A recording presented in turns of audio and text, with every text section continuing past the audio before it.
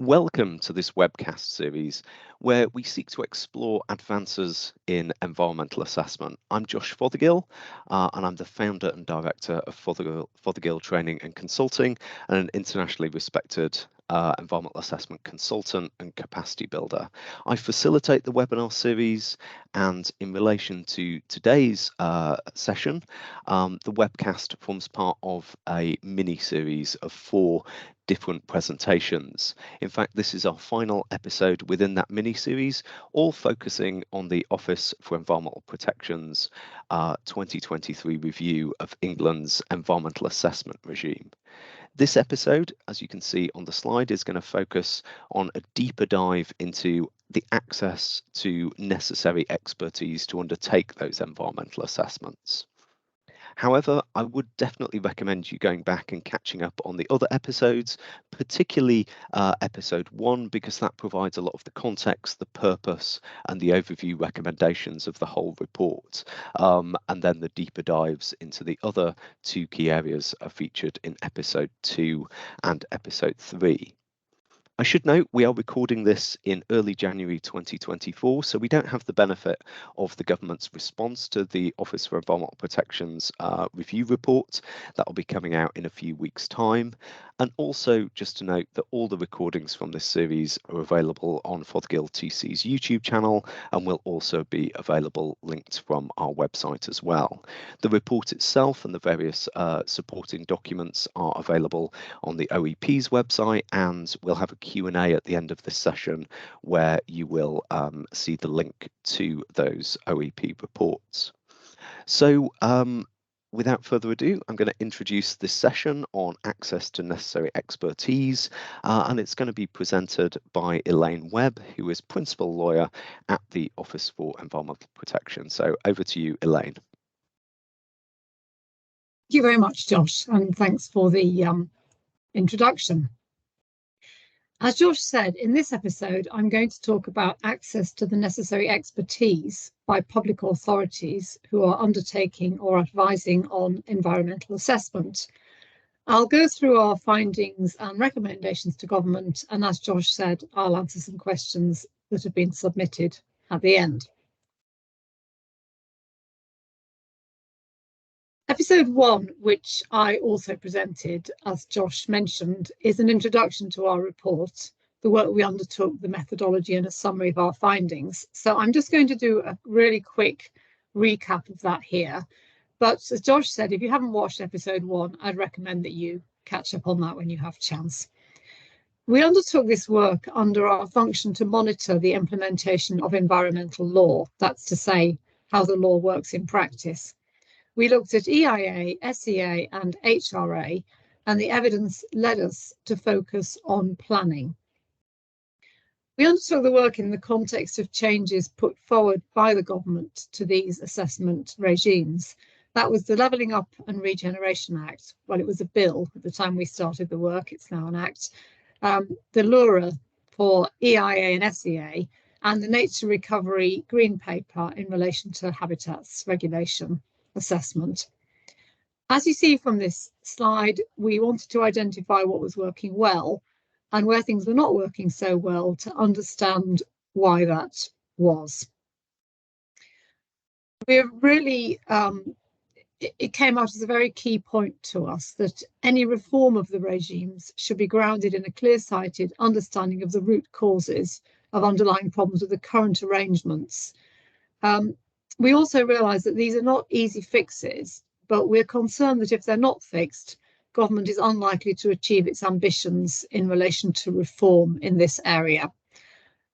So we do want our report to influence government's proposals. You can see from this slide that we started working in late 2022. We worked for about a year. We had a very successful call for evidence and stakeholder meetings. We got a lot of incredibly valuable information that way. We also commissioned these 3 pieces of external work. And if you go to our website, you can actually see all those reports there. Our findings identified what we identified as three fundamental root causes. They were access to information, the extent of post-decision monitoring, evaluation and reporting, and access to expertise. And as I mentioned before, these causes arose from the way the assessment regimes are implemented. So I'm talking in this episode about access to the necessary expertise. So we heard considerable evidence of the shortage of skills and expertise within public authorities. So we're talking about there is we're talking about local planning authorities, usually as the decision makers, and we're talking about other public bodies such as the Environment Agency and Natural England, who are also involved in giving advice on in the implementation of the regimes in particular cases. But we found that there were three main root causes. The first one, nobody will be surprised to hear, relates to budgets. There really was a shocking decrease by around 55% of local planning authority budgets. And that had a number of consequences. One point that perhaps was new to us but came out quite strongly in our evidence is that even when a budget increases, it takes quite a while to build up capacity and expertise again within an authority. That's not something that can be by any means fixed overnight.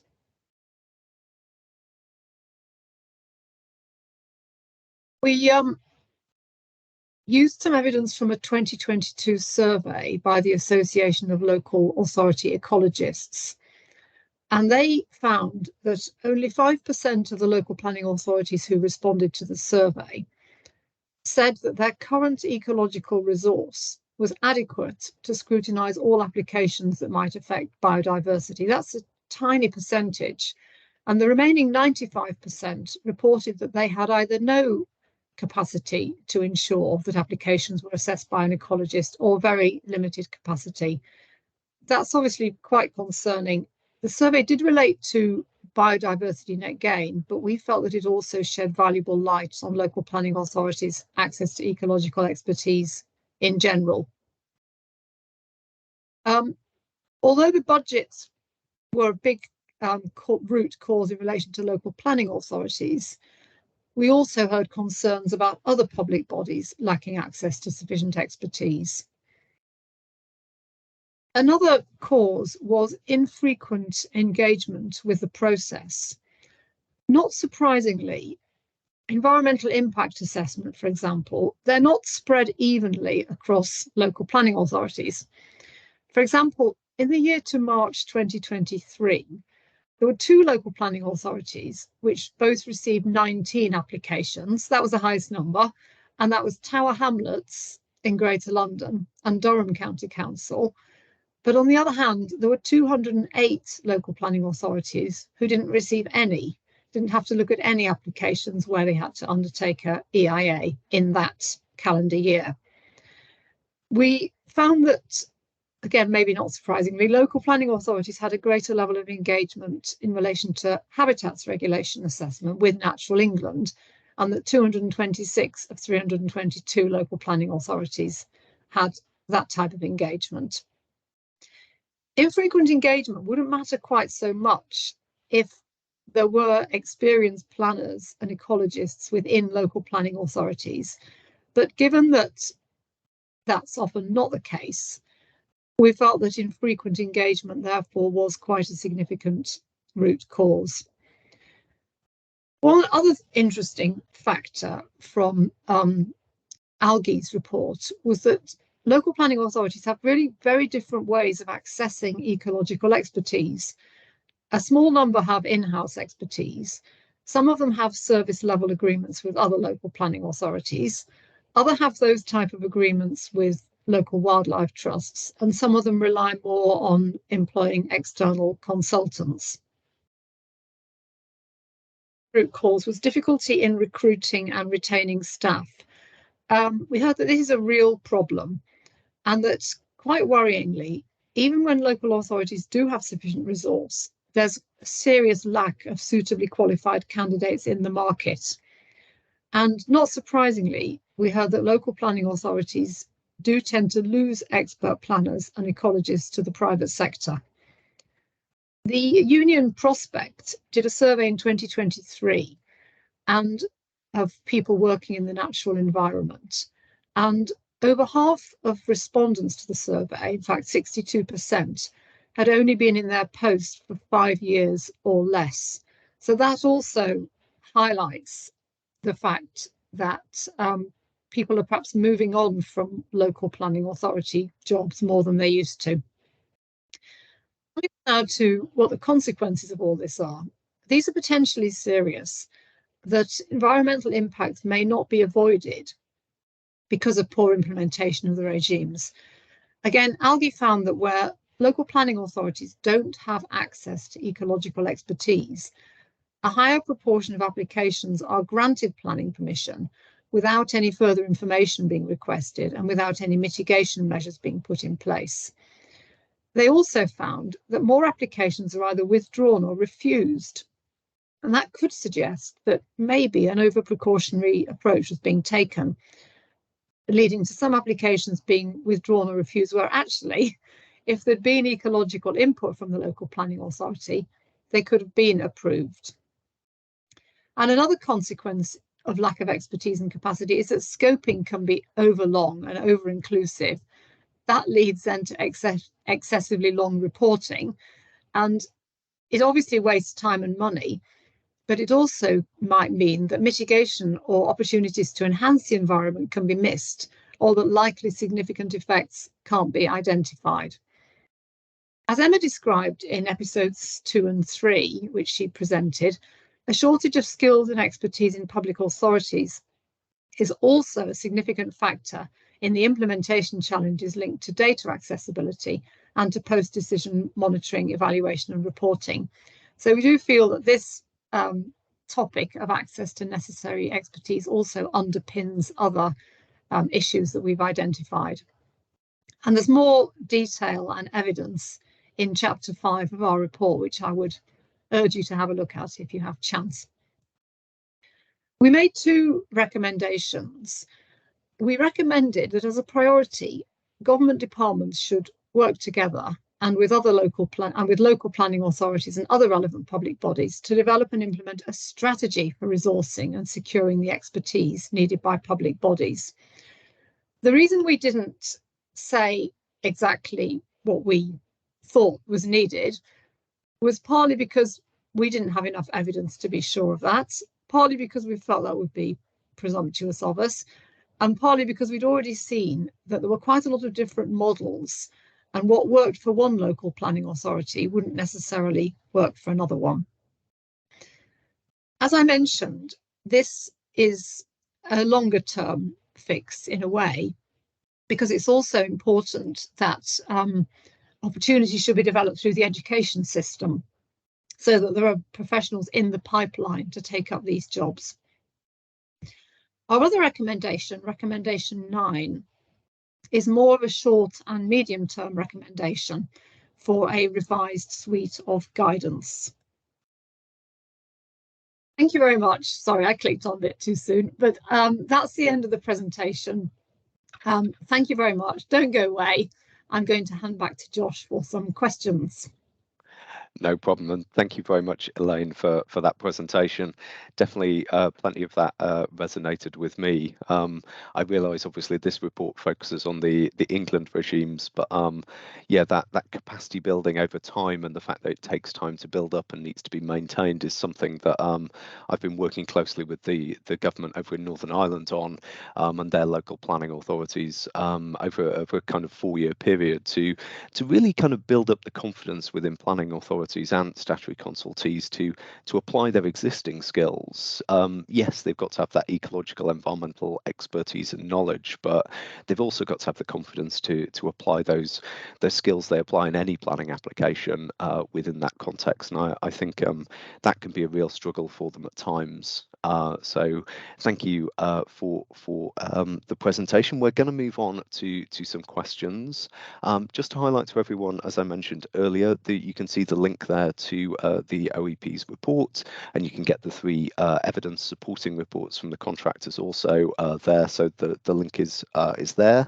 And of course, we're not live at the moment, but we have had the opportunity to generate some audience participation through some LinkedIn discussions, and also the fact that the Office for Environmental Protection has been going out and doing a number of face-to-face kind of presentations at conferences and events over the last few months since their report launched.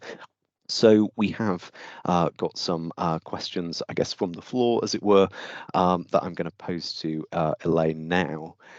So the first one, certainly what I've heard from a number of different parties, and notably it's something that the Institute for Environmental Management and Assessment, IEMA, has called for in the past, which is this idea that the government creates some kind of central body to kind of assist or even take the lead in relation to the EIA and SEA processes.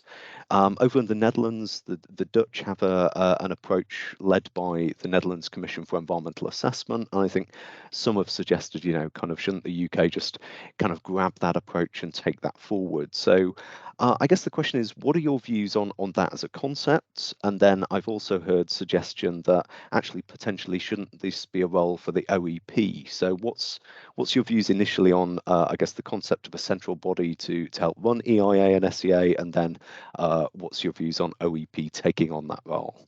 Elaine, over to you.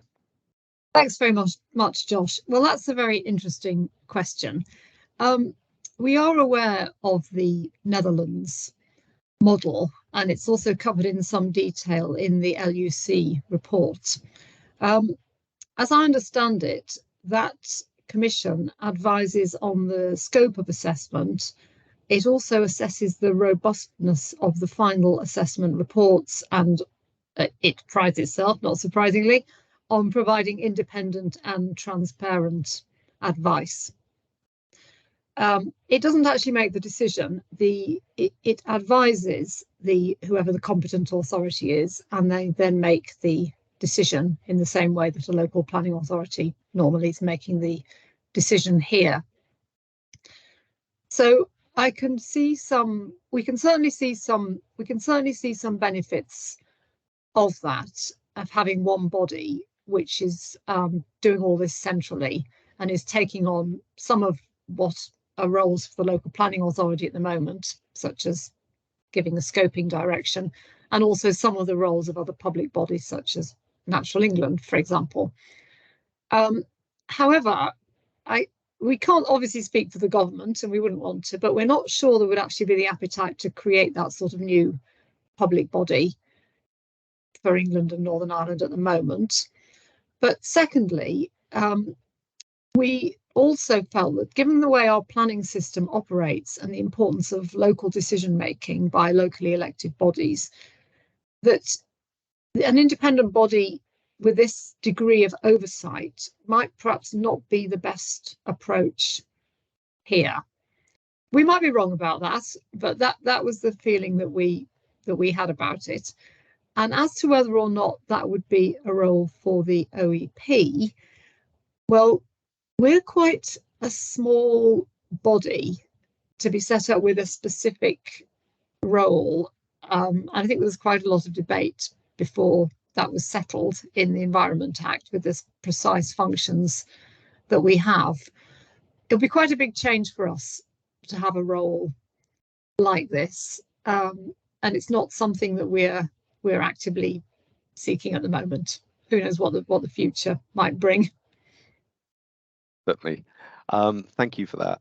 Really useful to understand that. Yeah, you were obviously kind of looked into that, and that had been part of the evidence base. And yeah, I think it's an interesting proposal to look elsewhere and kind of see potential solutions. But certainly, as you say, when you get something like a nationally significant infrastructure project, you've already got the planning inspectorate taking a role, the local authorities, often numerous local authorities, to throw an additional independent kind of EIA, HRA body into that could get really kind of complicated.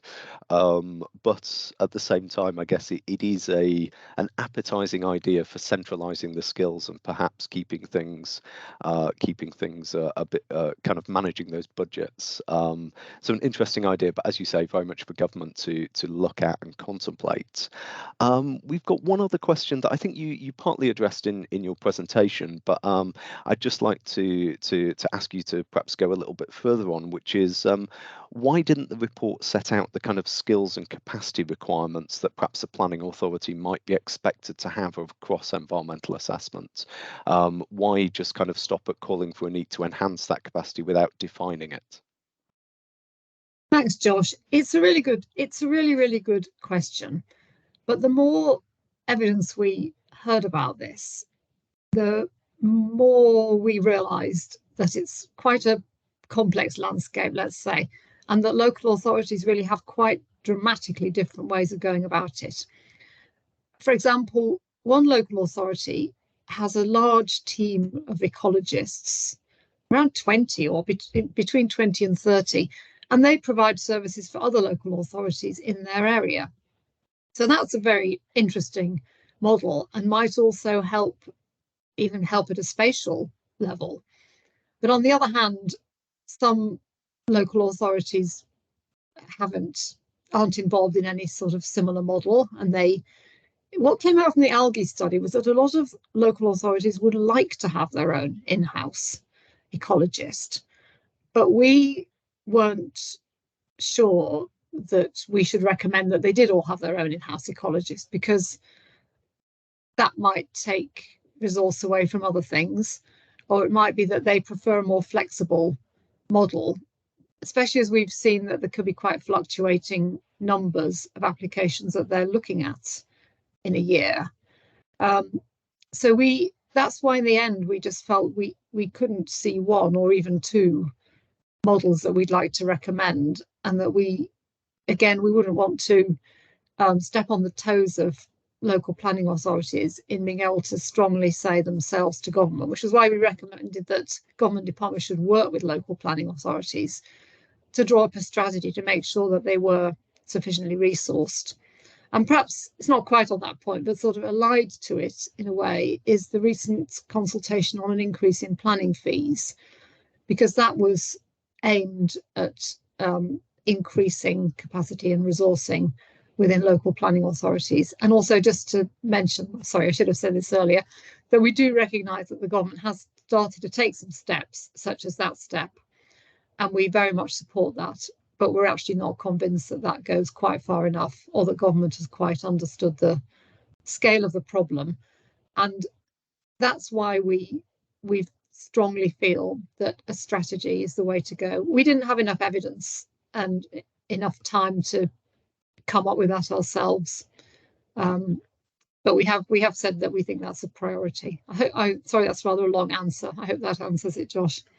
No, I think that answers it well, and you know, you're in very good company. You know, the changes to the 2017 to the EIA regime that we have now, the 2017 regs, you know, come from the European Commission, and you know, that was ourselves, as we were in Europe at the time, and the other member states putting their heads together, and they came up with competent expertise, sufficient expertise, but they didn't want to kind of go in and seek to define exactly what that was for each country, each regime, each sector.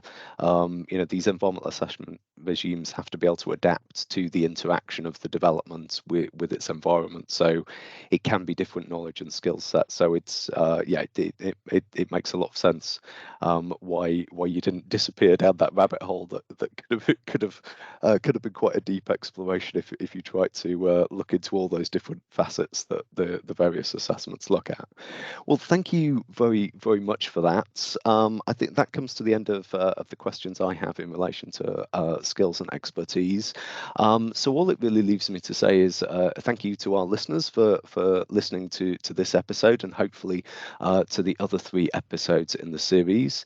Thank you to our presenter today, Elaine Webb, and also to Emma Hawthorne, both from the Office for Environmental Protection, who have taken us through all 4 of the episodes in this series, and so skillfully kind of responded to the questions and highlighted the key components of the report.